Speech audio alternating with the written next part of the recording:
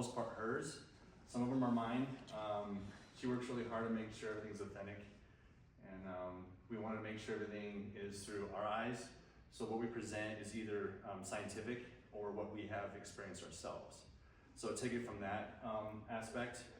This isn't gathered from other fly fishing guides or anything like that. It's what we've learned from them, and I'm presenting to you, if that makes any sense. So basically, if you want to begin this journey, some of you probably either been doing it or starting to begin it. It is a legitimate journey, and I think this photo pretty much exemplifies what it means to start the journey. And this actually is, if you guys have been there and seen this particular spot, it is on the Clearwater River itself, which is kind of a neat little way to segue into this presentation. So this is fly fishing for them. This is a crazy thing to get into, just so you guys know. So people commonly call them just a steelhead, steelhead trout. Oncorhynchus micus is their genus and species.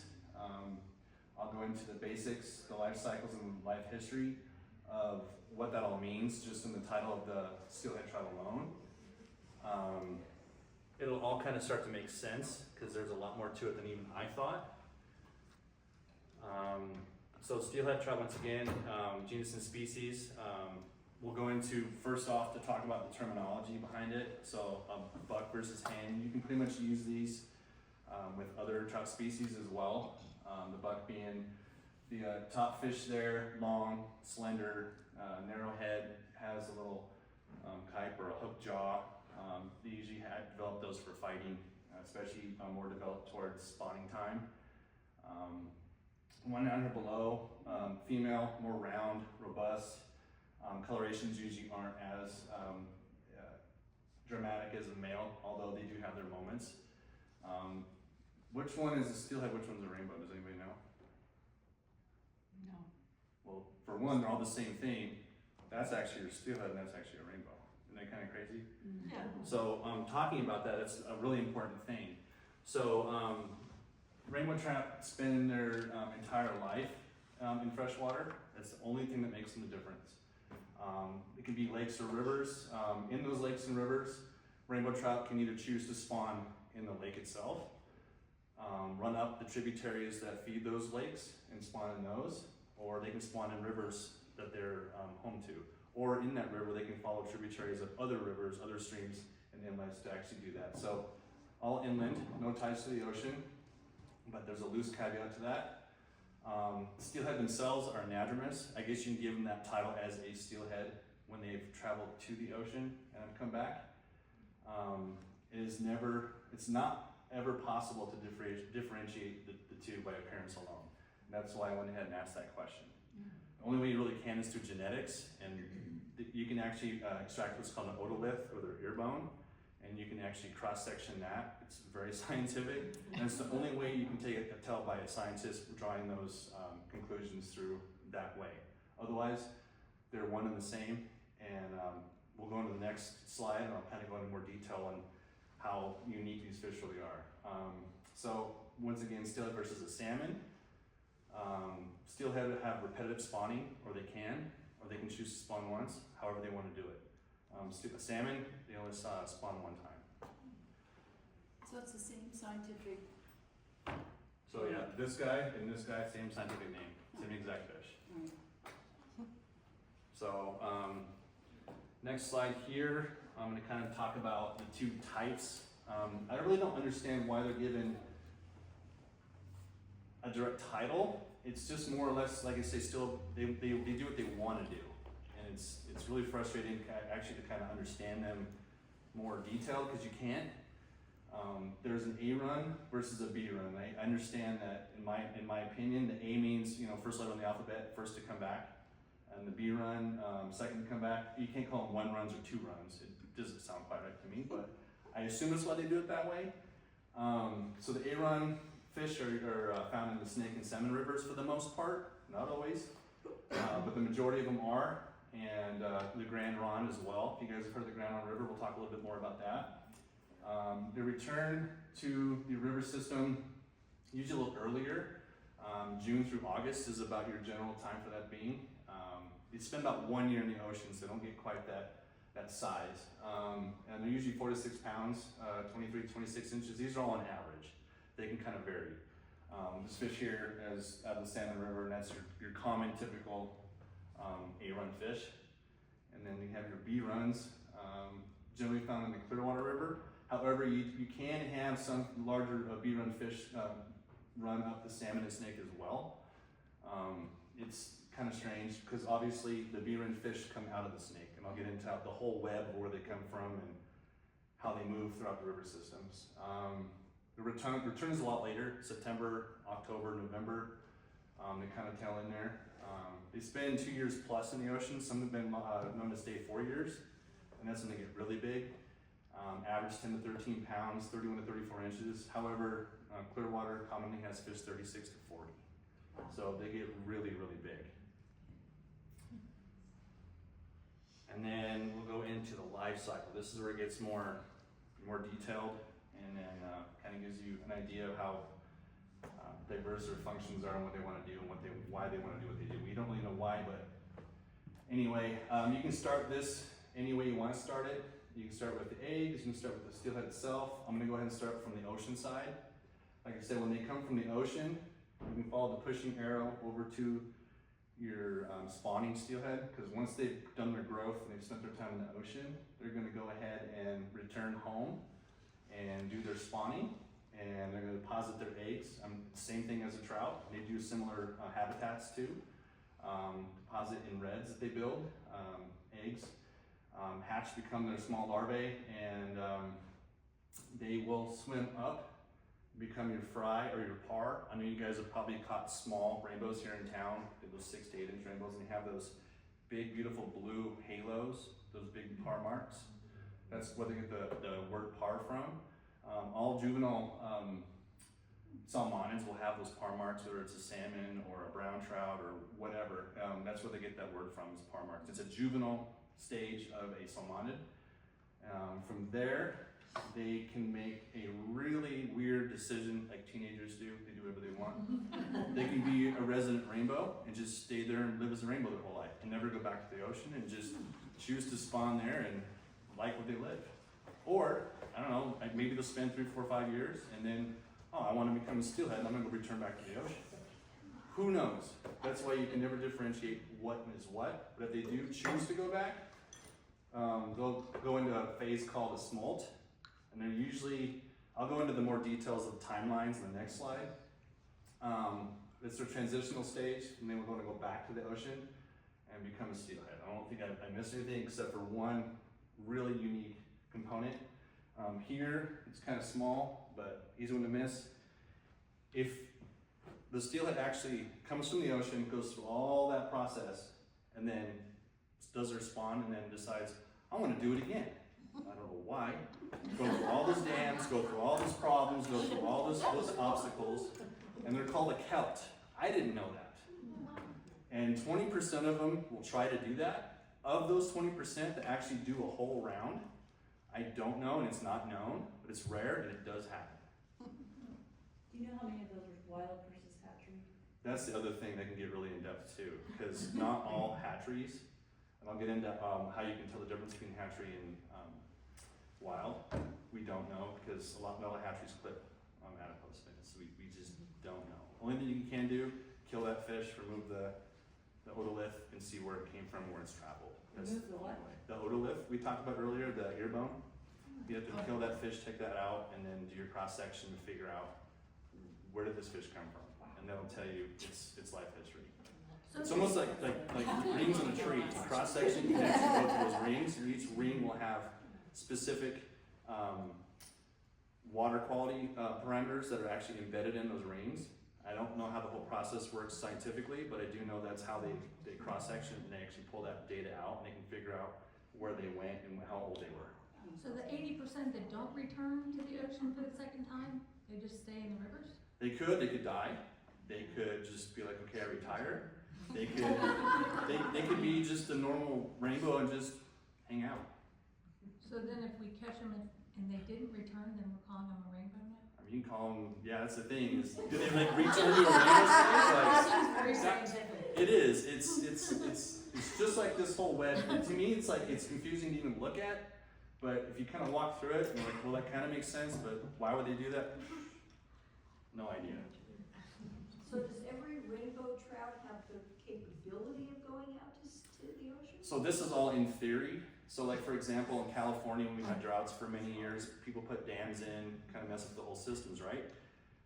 You'll have rainbows that how do you walk through this, navigate this? They'll have genetics that have pushed through the systems and ended up in the ocean as a steelhead, and they'll have other genetics in other systems as well.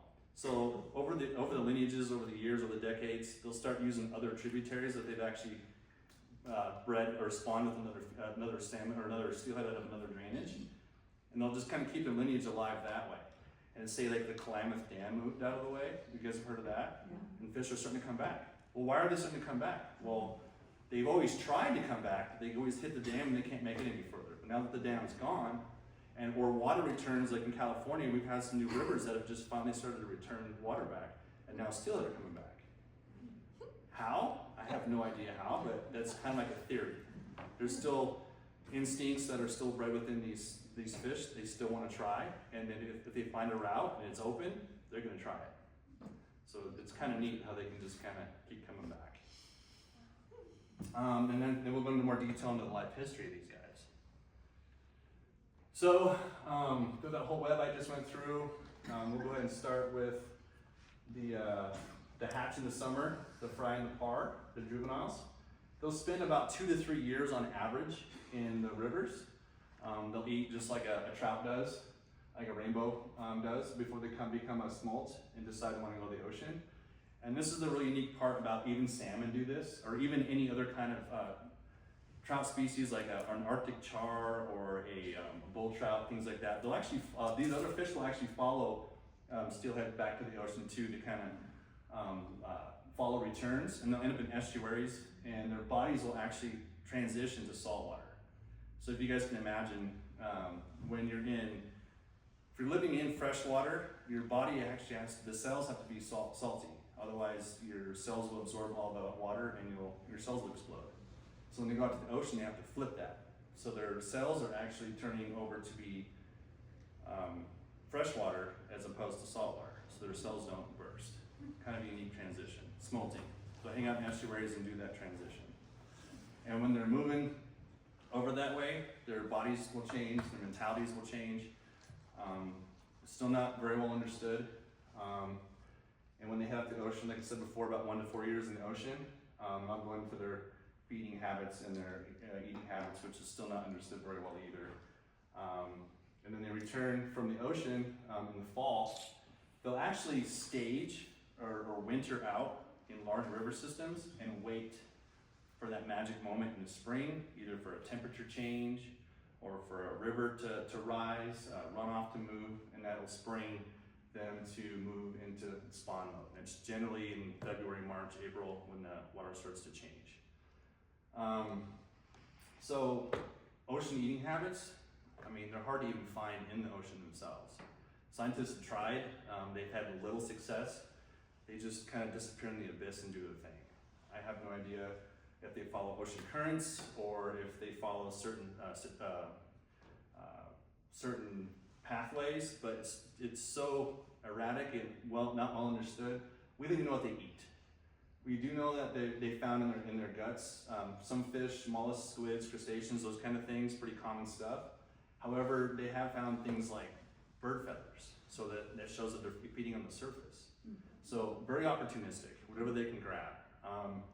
The ocean gives them a vast amount of space. Where you think about rivers, you're kind of limited to your space. Fish have indeterminate growth, meaning they only grow to their space. So if you have a fish in the fish tank at home, they only get so big, and they'll kind of start slowing down their growth.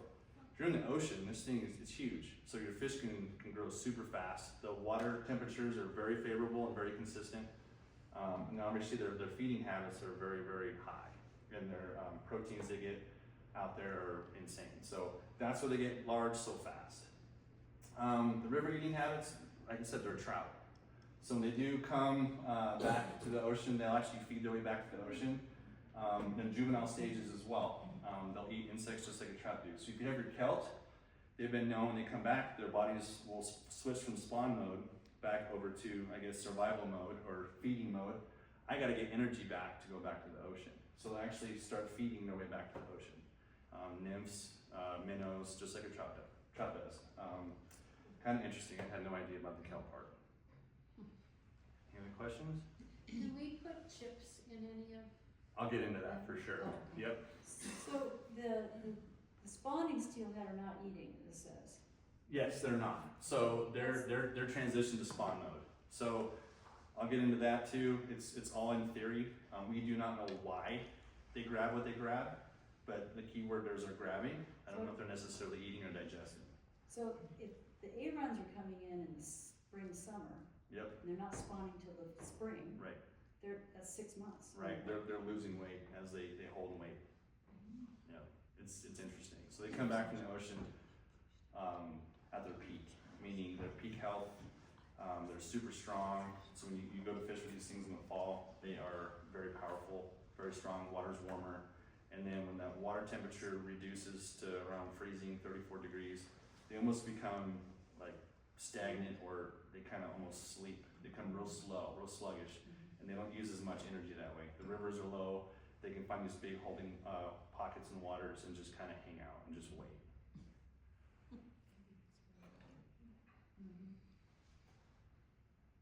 So that's the Idaho steelhead, kind of in a quick nutshell. Next we'll go into some of the rivers they're found in and kind of how to navigate through our local waters here in Idaho. So obviously the Idaho waters begin in the Pacific, backwards way obviously. One unique thing I want to say about the steelhead in Idaho, especially the ones Clearwater and Stanley, the largest inland lower 48 run that goes the farthest. I think it's over 900 miles that they travel to get back. Several dams, several obstacles. It's insane how far they come to, and how many of them actually make it back. So start in the Pacific Ocean, run up the Columbia River, and make their way into the Snake around Lewiston. You guys have been in Lewiston and notice where those big junctions are, where Clarkson and Lewiston are. That's the junction there. Branch off, and then you head up towards your Clearwater River. Also meets the Snake as well, and we're just outside of Lewiston there by the paper mill. And then you have your other tributary that's actually a very great steelhead river. It's a small river, it's the Grand Ronde. That's in Oregon, Washington. And then we have the jump that comes out through Hell's Canyon, down the Salmon River, Riggins, and Stanley. So that's kind of your web of their travel routes through in Idaho. And I'll kind of go into each individual river here in a second. But we're going to talk about steelhead counts, and this is where you're talking about are they tagged? Are you talking about that? Right. So if you guys are not familiar with this, this is a great tool you can use if you're interested in chasing these fish. You have your count here of the number of fish coming through counting stations, and that's kind of a unique way to follow them. It's not 100% accurate as far as the actual number that have made it by. This gives you a great base of the run itself, because they all travel together. So they're actually tagged or embedded a metal tag in their heads. There's codes, there's numbers. Each hatchery will actually use different codes, numbers, so we can actually know where they came from, who has them. But at the same time, there are a lot of other hatcheries out there that don't tag fish. A lot of your native hatcheries don't do that. They don't fin clip as well. They don't have to. So those will travel with, as well as the wild ones too, they'll travel with. Those aren't tagged as well. They just do their own thing. But this is a good base number. And if you type in your Google search, all you have to type in is Idaho steelhead counts. Just don't type in Idaho steelhead because you're like the hockey team. So type in the word counts at the end. It'll be the first hit. Idaho Fish and Game here they run off their website, and they do a 2-year cycle graph, and they give you 2 dams. The ones are Lower Granite and Bonneville. So Lower Granite's a real important one because everything that's made by Bonneville goes different routes, Grand Ronde, things like that. But the ones that go through Lower Granite are gonna make it to your Salmon River, gonna make it to your Clearwater River. So this is a really important one. You can follow the previous year's run, which is in green. You can follow this year's run, which is in black. And it's all dependent on ocean temperatures, it's dependent on our river temperatures, if we had a drought here. They may push through it earlier or later, depending on all sorts of factors, and that's all in theory. But you can also too follow the numbers up top. What the date is. I think Hillary pulled this off October 6th, it looks like. How many went through per day? There's about 2,000 that came through that station that are tagged. Total to date that year is about 45,000. Last year's about 72. So you're thinking, oh, only half of them made it back. Well, that's total last year. So we're already halfway there. So 5-year average, we're already at that. We're not even through the run yet, because the graph actually ends right here, and we still have the rest of it to go this way. Does that make sense? Yes. So a pretty good run. Because last year was actually a really good run. It was actually the best run they've had in about 10 years. So it's, all this being said, this is terrible. Because there were years, even about 15 years ago, we were about 3 or 4 times the amount of this. But for the past 10 years, it's pretty good. And we all had a pretty good run last year. So hopefully it keeps running. If you guys get a chance to check this out, if you're ever on your way to the Dalles and you're on I-84 heading towards Portland area, that kind of direction, stop into the Bonneville Dam. It's a great pull off, take a break, stretch your legs, go downstairs, watch the monitors, watch the big tanks that are set below, and there's big windows to watch the fish ladders. Fish run through there constantly, and it could be bass, it could be salmon, it could be steel, it could be anything. So we take some videos of these guys. It's kind of neat to see. I believe that's a steelhead by the way it looks, and then you can see the adipose fins clipped off. So that's a hatchery fish. And there's people that have to sit there for a living. I think this is a Chinook, just by the way the head looks. I don't know. Adipose fins on it. And they have to sit here and they have to actually hand count these things. So if they swim by and there's no tag, they gotta make a mark, okay, that was a wild fish, and they have to, oh, here comes another one, oh, here comes 5 more, like, what do we do? Then they have to like stop, review the film daily and make counts. So people get paid to do this. Kind of a crazy thing, but AI? I mean, yeah. And the water clarity is not the best either. So it's like, what was that? You know what I mean? So how do you find this fish being? So just go off of I-84. There's an exit for Bonneville Dam. It's Army Corps of Engineers. There's a huge exit for it. Okay. Just take it in. It's a huge parking lot, and it's a visitor center. Okay. So walk right in there like you own the place and go have fun. Out of Portland tomorrow. Yeah, I mean, take a look at it. It's a great place to stretch your legs. Maybe on the way back. And there's also sturgeon and all kinds of fun stuff up there. Oh, really? Okay. Yeah. So that's kind of the brief Idaho river flow. It's kind of quick. We don't have a whole lot of rivers that connect to the ocean like that, but the main ones that we fish anyway. So we'll go real quickly through the salmon. Lewiston, the fish will be there in the fall. Billy did a good job of putting little pictures and stuff. Way better than I would. Mine would be boring. And then from Lewiston on the salmon, wintertime they kind of hang out in the big body of water right there in Reagan's. So they'll start being a large number showing up in like November. In fact, I'm going up in mid-November with Hillary and I'm going up in mid-November because that's when we've had our best luck and when the majority of the fish will start to be there. And they'll hang out all the way through the river, no return, waiting for that river to push. And we call it the word push, meaning flow changes, water temperature changes, anything to make them move. And then springtime, the flowers, end up in Stanley. So you can have great fishing and all the way into April up that way, which is a little bit later than Clearwater does. So a little bit different. And also too, don't forget about the little salmon. Small river, they move up towards the hatchery there at Rapid River. So that section, even above that, they'll run it even further too. So that's a great option as well. Easy, small, single hand stuff. Great option for steelhead too. And the next one is your Clearwater. These fish are a pain in the ass to catch. Salmon a little more forgiving. This is our experience. Lewiston in the fall, usually a little bit earlier than the salmon, and then they end up in Orofino as your main center that they'll hang out in that body of water. And they'll usually push usually early February, late January, depending on the season. If you have a cold snap and the river freezes over, have to wait for that river to unthaw, and it can happen in a day. So it's all waiting game. So if you, this is the hard part about these stupid fish. If you book a trip, let's say you rent an Airbnb, like I got the right date, it's February 15th, it's gonna be awesome. It could be snowmageddon, it can be froze over. Like, you don't know. It could be flooded, you don't know. It could be a drought, and it could be stagnant, you don't know. So it's all hit or miss when you try to find these things on a push. But try your best and find some open water. They're gonna be in there, but that's all you can do. So don't forget the South Fork and Middle Fork. So the Middle Fork is the actual Clearwater River system above Kuski.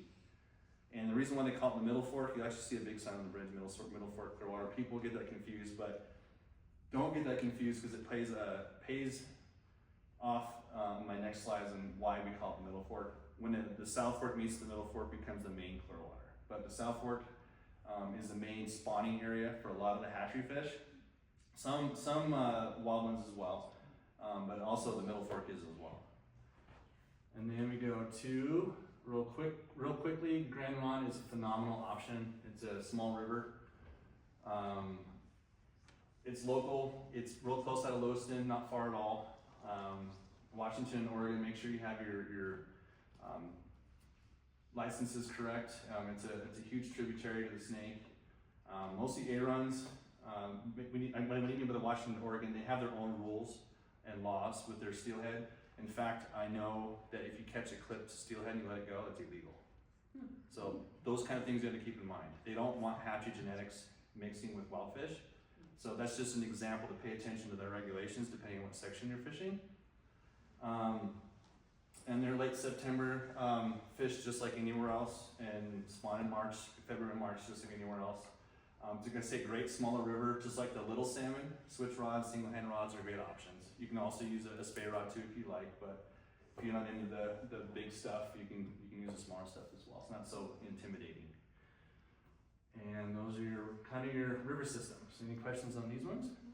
I have a question on the Sure. Grand Ronde. Uh-huh. I'm actually going to go fishing on the 31st of this month Yeah. with the Myron store. Okay, yeah. So is that gonna be a good time for the steelhead in the, Yeah, for in sure. like 2 weeks? Oh yeah, for sure. Yeah, like as we speak, till probably my guess would be about December. It's like all through November. Okay. And they'll start to kind of get, the nights will get colder, water will get colder, the fish starts to slow down, they'll start to kind of mellow out and kind of position themselves in weight. If that makes any sense. So your best times between now and like maybe into December, depending on how cold things drop off. Okay. So some of the fly fishing techniques we're going to roll through, and I wanted to pull out how to identify some of these ways you can kind of stay legal and make sure that you have the right stuff with you doing this. So obviously pay attention to, if you're in Oregon, Washington, like I said, but here in Idaho, when you fish for steelhead, just because you're not going to keep any does not mean you do not have to have a catch card with you. You have to have that with you. If you get checked by a law enforcement officer and you do not have this, you will get a ticket.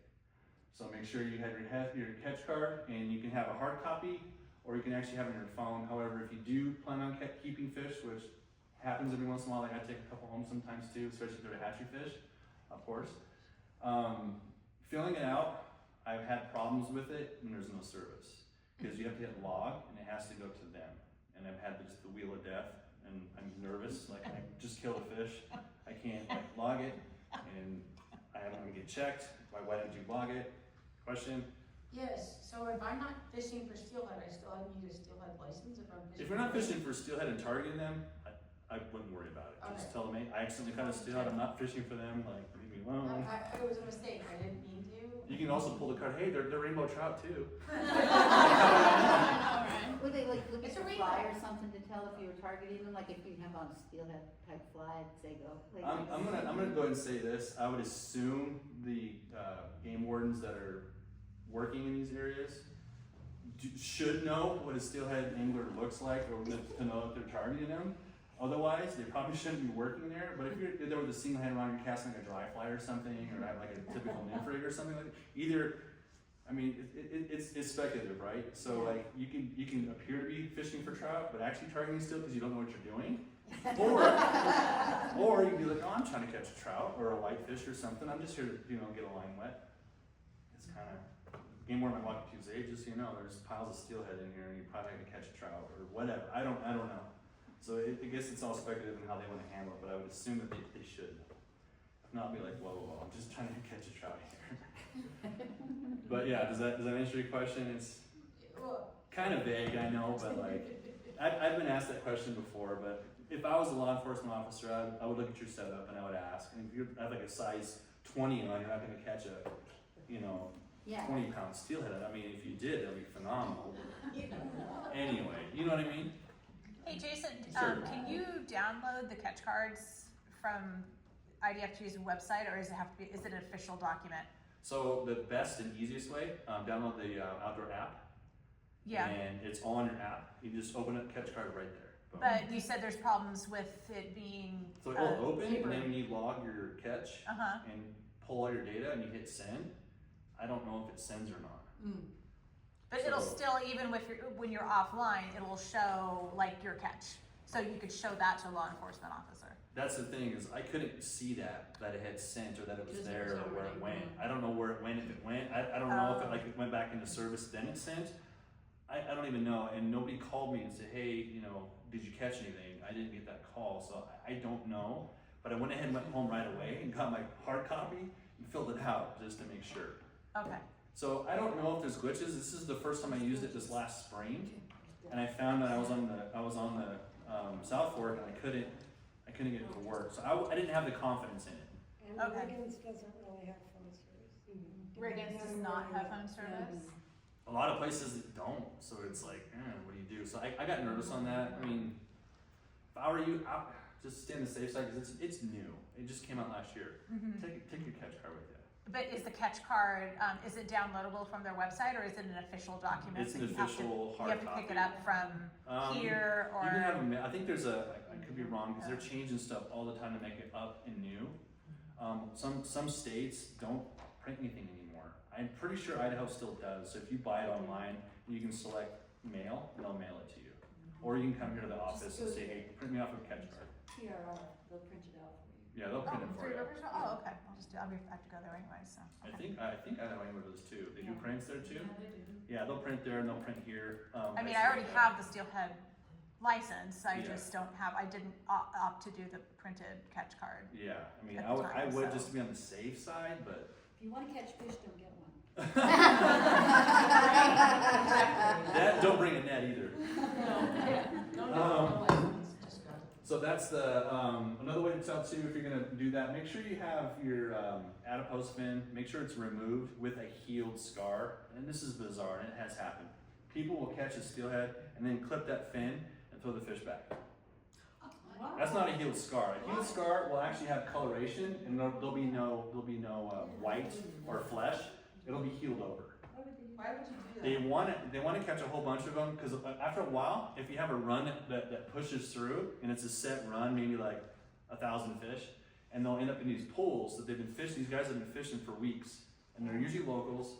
I don't want to bash on that because this is what they found, and they'll pull a whole bunch out, and they pull all the clipped fish out. And next thing you know, the whole pool is just full of fish with adipose fins. Well, I need more fish. Let's just start clipping them, throwing them back. And then I can catch one out. Oh, look, this one doesn't have an adipose fin. It must be one I can keep. So that's why the documentation, when you read it, says with a healed scar. It has to be healed. Or, say you catch one, clip the fin off, take it home with you. Those two scenarios have happened.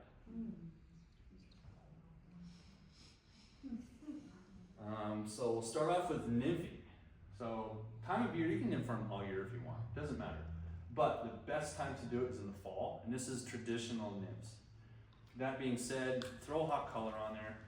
I mean, I tie them fire hot. They look like they just came out of like a salon. I mean, you can see this thing bright.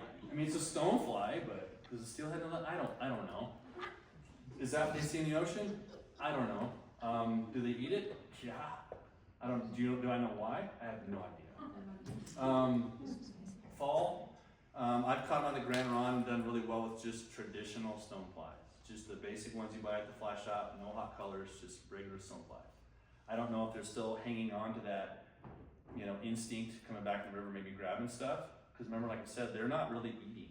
They're not digesting anything for growth. They're there to spawn. They're there to hang out. So they don't do traditional stuff, and they're very frustrating. So if you get to a spot, there are a few spots where you can get to, you can actually see them moving back and forth. They're trying to find a place to stage. They'll move up in schools, move back, and they'll swim by, and they'll come out of nowhere and they'll grab something. You'll watch them like mouth and all, like, what did you grab and why did you do that? Or they'll become stationary, meaning they'll kind of hold. These are the ones you kind of want to target if you can see them. That being said, you can still get the ones that pass by, they'll grab stuff too. And if you get those ones that are stationary and you can get that fly to pass, they'll come out of nowhere for some strange reason, if it's out of anger or it's in the way, and they'll grab it. These fish were caught out of the North Fork of the Clearwater. We'll spend 2 or 3 days and catch 2, but they'll legitimately eat the dang things. We've actually physically seen it. It's bizarre. And then the gear guys will throw their big bobbers with similar flies, but they're jigs. It's the same thing. Just like you fish your jig flies here in town, they're just giant jigs. It's just the same thing with just a big jig under a bobber, which is an indicator. So these gear guys are doing the same thing we are, but just with a spinning rod. Watch them, they're mending their lines, they're doing the same thing we are. Except we try to make it harder and do it on a stupid fly rod. It's more fun because they can crank them in, but we have to fight them a lot longer.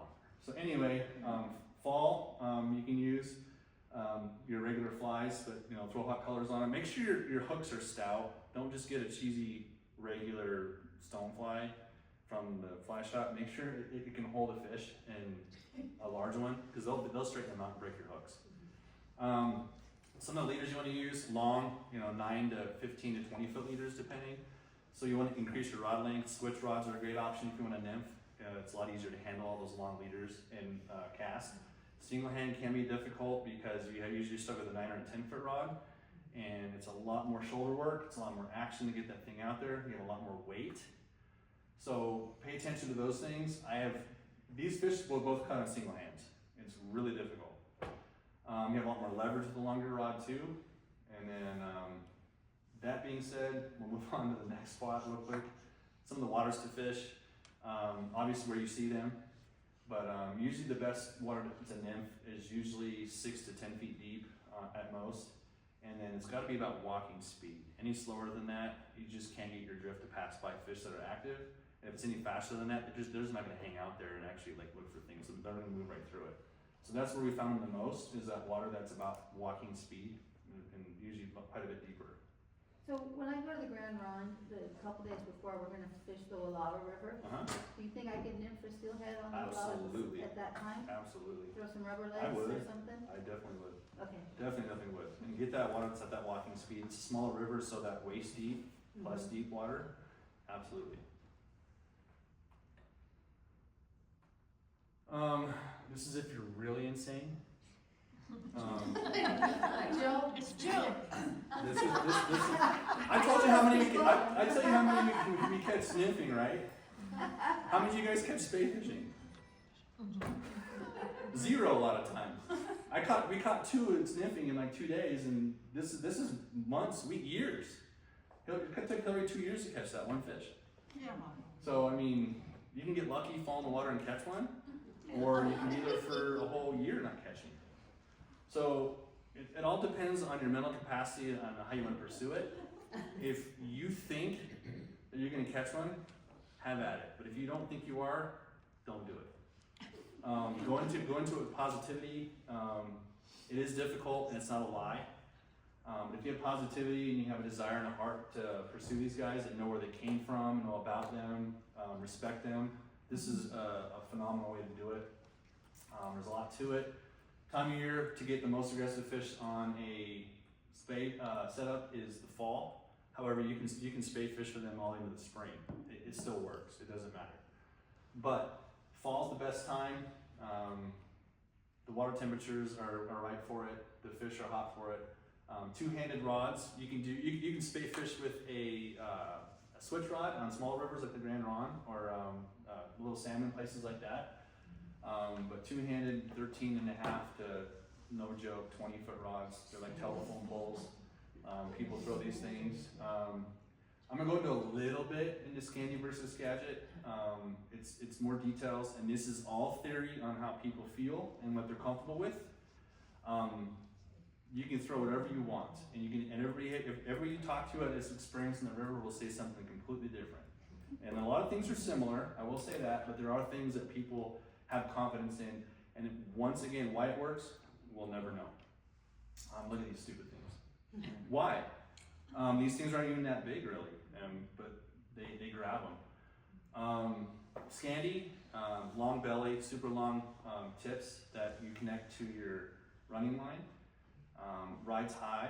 A lot of the time, earlier in the fall, when the water temperature is a little bit warmer, fish are a heck of a lot more aggressive. And you can try to, the whole idea about spay fishing is try to pull these aggressive fish out of their holding areas, and you will get the most aggressive strikes that way. You won't get the lazy ones, you won't get the nonchalant ones, the nihilists that hang out in the river, you won't get those. You're gonna get the real angry ones that just wanna have a lot of fun. So, Scandi lines, right high, you're gonna have your skating flies, dry flies on top. Super exciting to see because you can see it. Flies that ride just under the surface. Different casting techniques for the Scandi line. Your motions and your whole setup's gonna be a little bit different on that.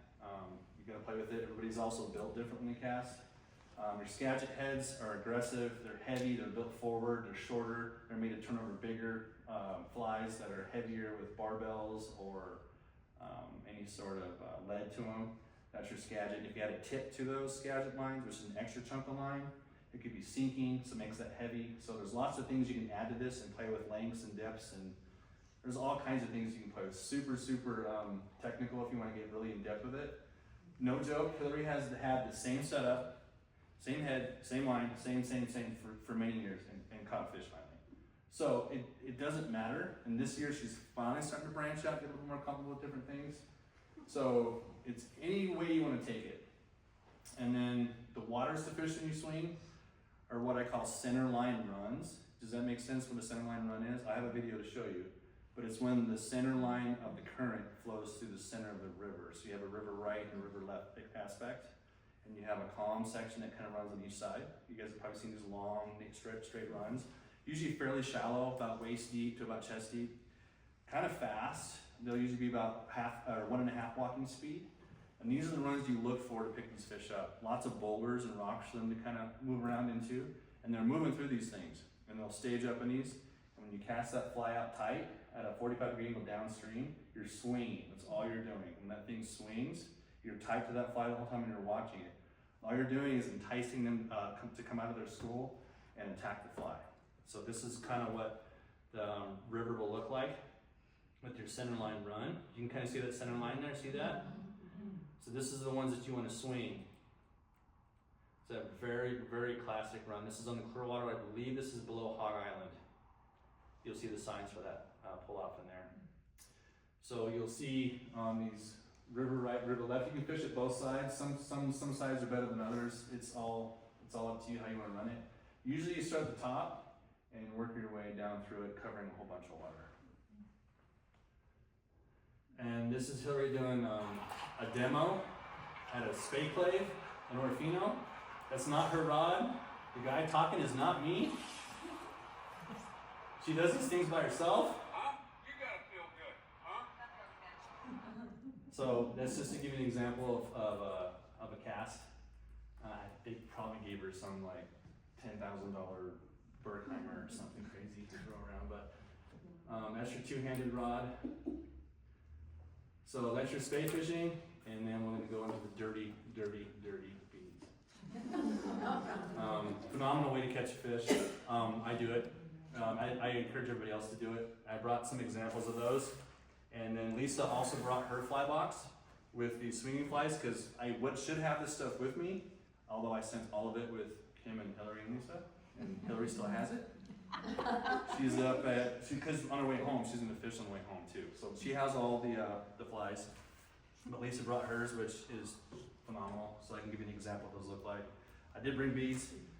All these fish here are obviously caught on beads, except for this one.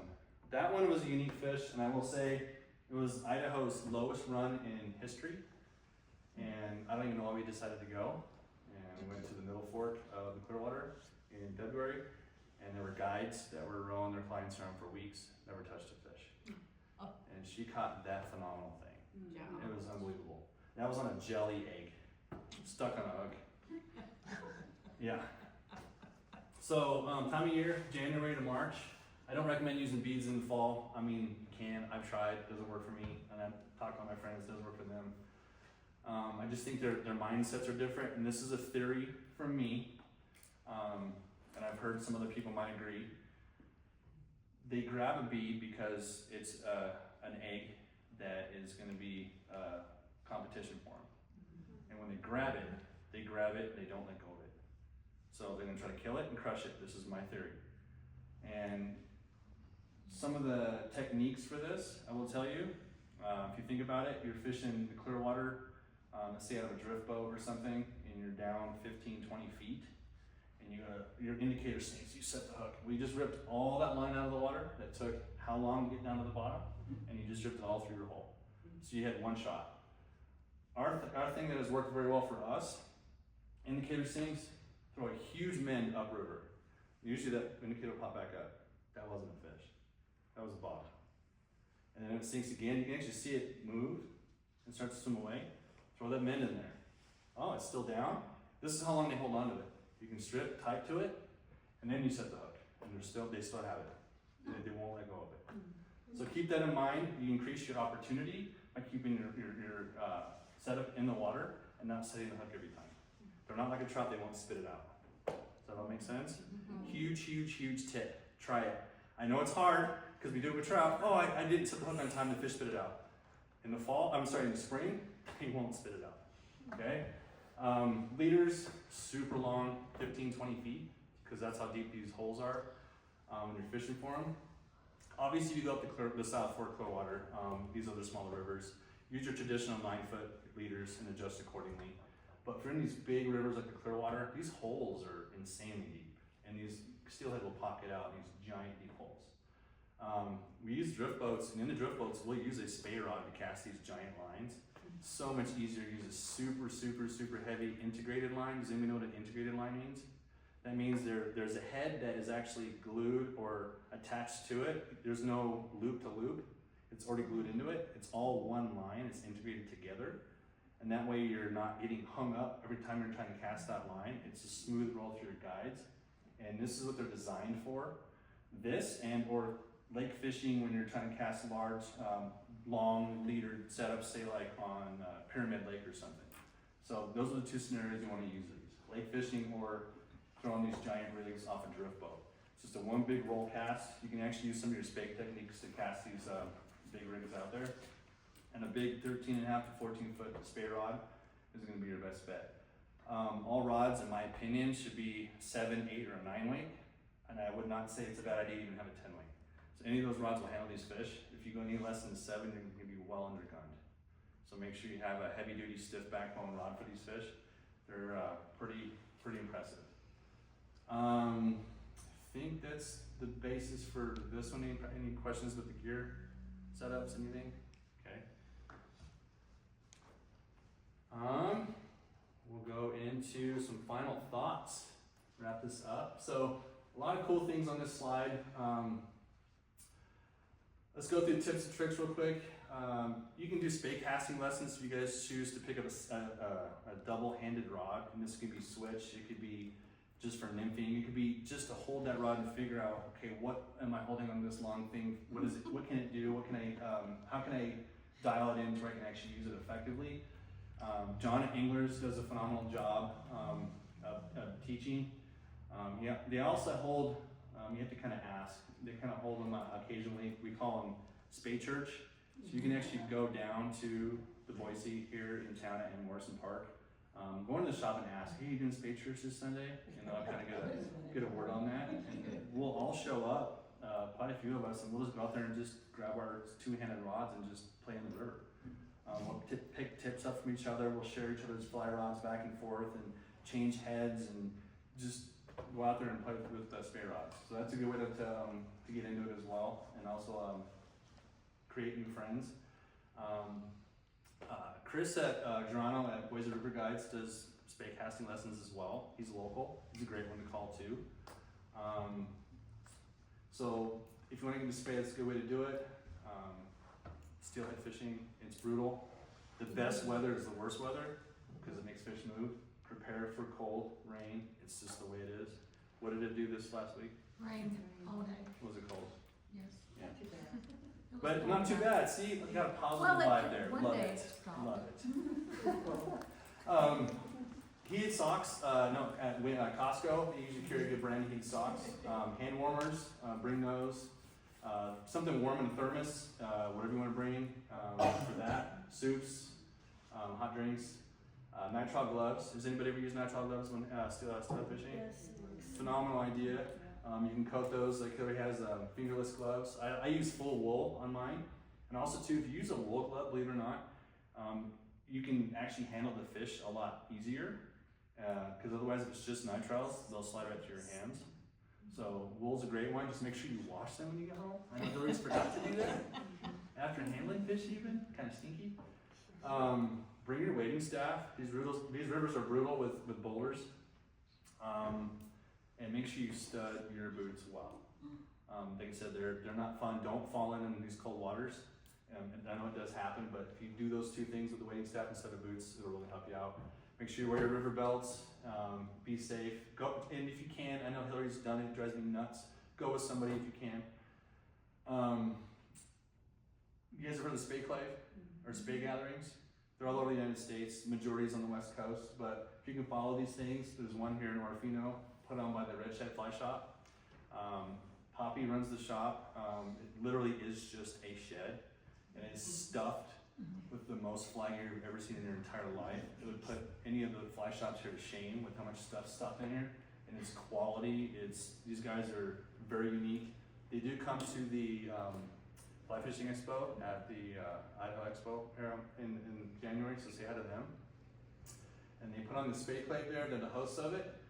And they have demos, rods to try, lots of vendors. They're actually walking on the river, and they'll have people that are mic'd up that'll show you how to cast rods, all sorts of stuff. I think it's a 1 or 2 day event. I can't remember. I did it once. Hillary's done it like 10 times. So I highly encourage you to go see those. Big name people will show up. You guys know who Whitney Gould is? Who's Whitney Gould? Anybody know? She's phenomenal too, yeah. She's like the Michael Jordan GOAT of spay casting. I think she owns like the world record, right? Yeah. Over men this year. She At beat all. 154. Oh, it's insane. But she's there. I think that's Hillary with her in the picture. She's a super nice, approachable person. So check that out. This is on Hillary's Jeep. Ways to get involved, conservation. I'm sure you guys want to get rid of the dams, those kinds of things. A friend of mine, Garrison Doctor, runs Refuge Water. Try to limit it, get involved with them. Idaho Rivers United, if you haven't seen these groups, find them on social media. They have a lot of good postings, meetings, places you can help out to get these fish to come back, knock these dams down that aren't needed, things like that. I know Idaho Conservation League is a great one to contribute to. So pay attention to the conservation part. These fish have been having issues for, since the dams have been put in. So if you want to get involved in conservation, Hillary and I do it through donations and meeting involvement too. There's actually meetings that have been held here through some of these groups. And the last thing I want to talk about, some of the guides. I highly recommend getting a guide if you can get into one. These are all guides except for one that we have used. Clearwater River Collective, friends of ours from Colorado. Random, I can go through the story, but it's random. Did not know that they were running on the Clearwater River. I lived in Moscow, Idaho for years, and I started seeing them float down the rivers, and I knew who they were. I'm a track and field athlete, and one of the guides I competed against was from Colorado Springs in high school, went to University of Idaho, and he's actually an Olympian. So he's one of the guides. There's 2 guys that are redheads with big red beards. Super hilarious to be with. There are 2 female guides too as well that they use. Great people. Highly recommend it. They are phenomenal with bead setups off the drift boat on the Clearwater. They do a phenomenal job, high success. I've done it. And they do it year to year, and they're already posting fish as we speak. They're pulling fish out, spay fishing as well as on nymphing in Clearwater right now. I just saw a post as I was sitting here. And then White Pine Outfitters, Sierra and Tyler Nash, super random. They're from Fort Collins, Colorado as well. We met them when we were in Moscow, Pullman. He holds the only permit for the St. Joe River in history. So if you want to float the St. Joe for cutthroats, he does that. He also does cast and blast on the salmon for chukar. He also does the Grand Ron in the summer for trout as well as steelhead. Just a very unique guy. In fact, Hillary, right now as we speak, is staying at their Airbnb above their shop. They have a really nice Airbnb that you can stay at their facility that they host. They have a outdoor consignment shop that they run with the fly shop inside as well. So that's a great one to check out if you're in Moscow and you want to go fish the Clearwater or over fish the St. Joe. Clearwater River Outfitters, Whitney Gould is actually going to be a guide for them. She highly recommends them, that's why we threw those up there. I would have to say, if she recommends them and is going to be working for them, I would imagine they're probably phenomenal as well. Obviously, Boys River Guides here in town. As we speak next week, they're running a trip on the Grand Ron, so they do it as well. I'm not one to brag, but I'm actually a guide for them as well here in town. If you guys don't know that, I just started this summer. So if you need anything from me, I can give you contacts through them. I have some cards if you'd like, if you prefer to go that route too and get in contact with them. So these are the guys that we know that work well for us, that we trust. And let's see, did I miss something there? She must have stuck something in there. Where's that picture with the fish on the building? So that is in Ortofino. Kim, you want to add that? Right at the campground. Right at the camp? It's right behind our campground. Yeah. So when you leave your camper, look outside. This is on the side of the building. So Hillary thought it was unique that the fish go through a journey, and I think we assume that somebody who painted that thought the same thing. So it's kind of neat. The fish kind of swim. That fish is actually fishing or swimming upriver, and it's along the train tracks. It's kind of a neat perspective, I think. And that's it. Any questions? Remember, I do have flies, and I do have some bead setups up here, and some of the sizes of the indicators that will be used for some of these things. If you guys want me to talk to you about some of those. Years ago, the group went to Stanley steelhead fishing. There was a competition up there for the weight sizes of fish. I actually won the smallest steelhead competition. And this big, huge tackle box, right? Whatever. But to them, 20 inches is the cutoff. Yes, it's actually 20 inches or over, it's a steelhead. So in So Idaho, if you're not fishing for steelhead and you have a 20-inch fish, you're going to be in trouble. so she's 100% correct. So if you're in a water, even here in town it's a little different because of what we do with the fish directly. So obviously steelhead are stocked here in town, but we know that those fish that we stock here in town are hatchery fish. They're clipped, they're collected from Hell's Canyon. There's no other way for steelhead to get here. So that's the only difference. Otherwise, what she said is exactly right. So let's say you're in the middle of summer and you're catching trout, and you swear that you caught a 20-inch trout, and the adipose fin is there, you can't take it because it's 20 inches and it could be a steelhead like I talked about. So that is the law. You have to release it. So you're exactly right. So that make sense? Yeah. Okay. Remember that? Anything else? Anybody crazy enough to do this stuff? How many hours did you put in, Kim? 24. You got a long way to go. Isn't it 8 hours for a fish? What's that? The theory is 8 hours to get one fish. If Well, you're- then I if- suck. If you're good and lucky. If you're good and lucky. Because I must be terrible, so I haven't got any newer than that. It's not one name. Depends on the river. Depends on the river, depends on the time of year, depends on your technique, but generally we're talking about spay fishing usually, when people say that usually.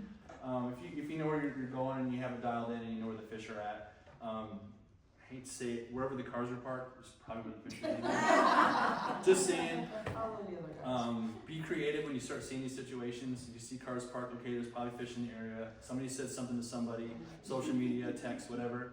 I find those locations and they kind of like navigate either below or above or across or try to find a way or a piece of habitat that might have been missed. And I've actually found those pieces, and they're a lot of times these fishermen and these anglers will push the fish out of those positions and just scoot them over just to a different side. And it's true. And you'll actually walk over to those spots and you'll start picking up fish, and the guys are like, I've been fishing this for 3 hours and didn't catch anything. Well, you've pushed them over to me. So keep those kind of things, it's all theory, but keep those kind of things in mind when you get into these situations, because it can get, especially in the spring, it can get kind of gangbuster, it can kind of get, shoulder to shoulder. So be open-minded, be creative, think outside the box, and do your best. They're very unique and they're only found here, and the largest run of steelhead in the inland states that are actually this big too. They're one of the largest runs in the entire United States as far as size. So, yeah. Anything else? Wish we can hit the lights, right? Hit the lights. Problem. And be sure to look at some flies.